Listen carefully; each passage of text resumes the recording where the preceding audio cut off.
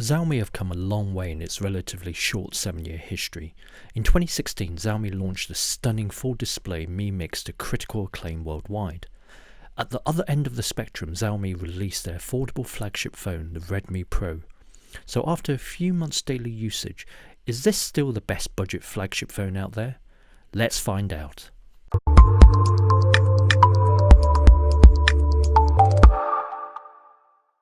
As you take the Redmi Pro out of the box, the first thing that strikes you is the premium design and feel from the rear brushed aluminium body to the chamfered edges around the display.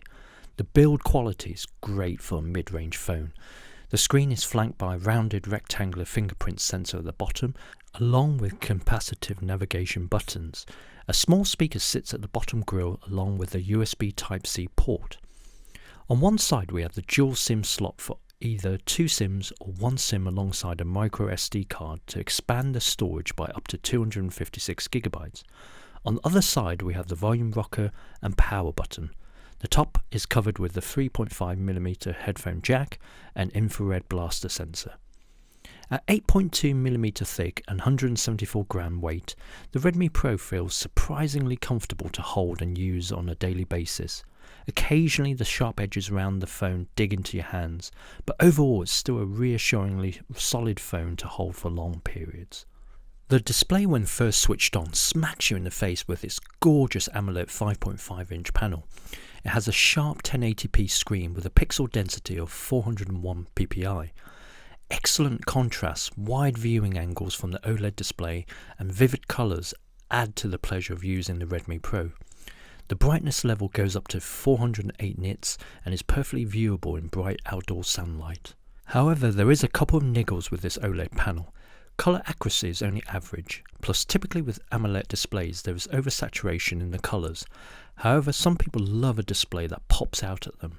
Generally, when I showed the display in the office, every person said, "Awesome screen" and "Wow." The Redmi Pro runs on a Deca-core Helio X25 processor paired with 3GB of RAM and 64GB of built-in storage. The 10-core X25 is a mid-range CPU competing with the Snapdragon 650. In real-world use running MIUI 8, the Redmi Pro is fast with no lag while launching apps or switching between home screens. Let's take a look at some real-world performance testing.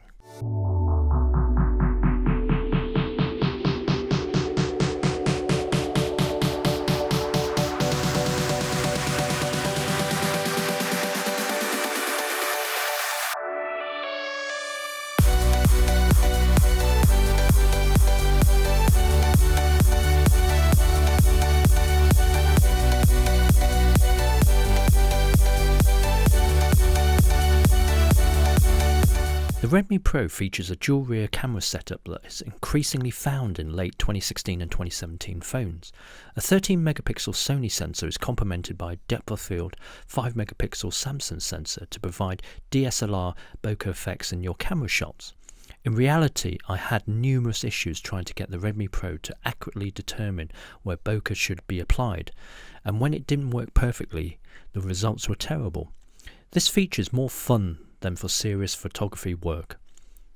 As with most modern phones, in good outdoor conditions, the Redmi Pro can produce excellent shots, realistic colours and a good reproduction of detail. In poor lighting conditions, it has a tendency to somewhat undersaturate colours so that they don't pop as much. Autofocus can struggle in low light, and some nighttime photos I took were blurry and reasonably grainy, although I was impressed with how well the Redmi Pro handles low light in general.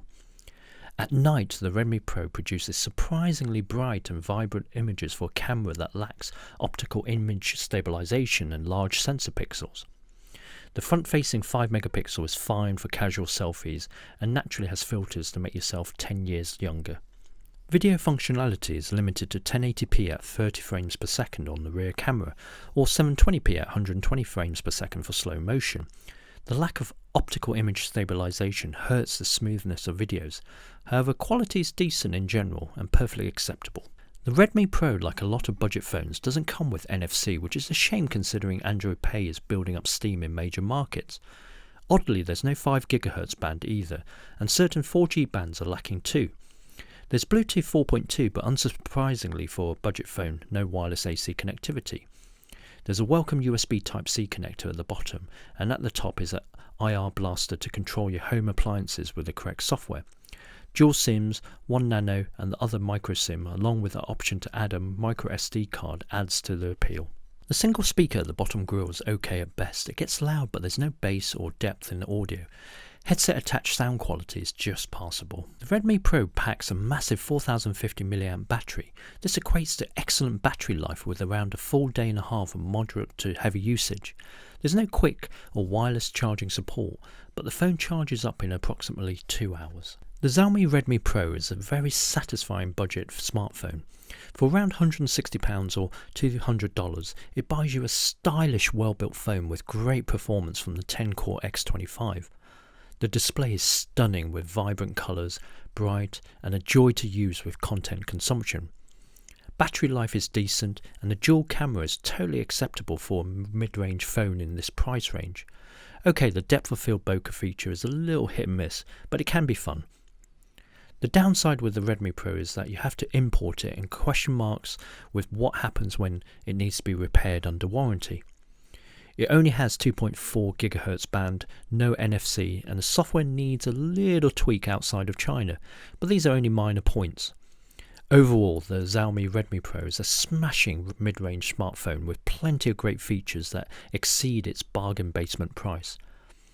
What do you guys think? Leave your comments and discuss below. Hope you guys enjoyed the review of the Xiaomi Redmi Pro budget flagship phone. Please click on the like button if you enjoyed this review video and subscribe if you would like to watch more of our tech videos. Thanks for watching. Cheers.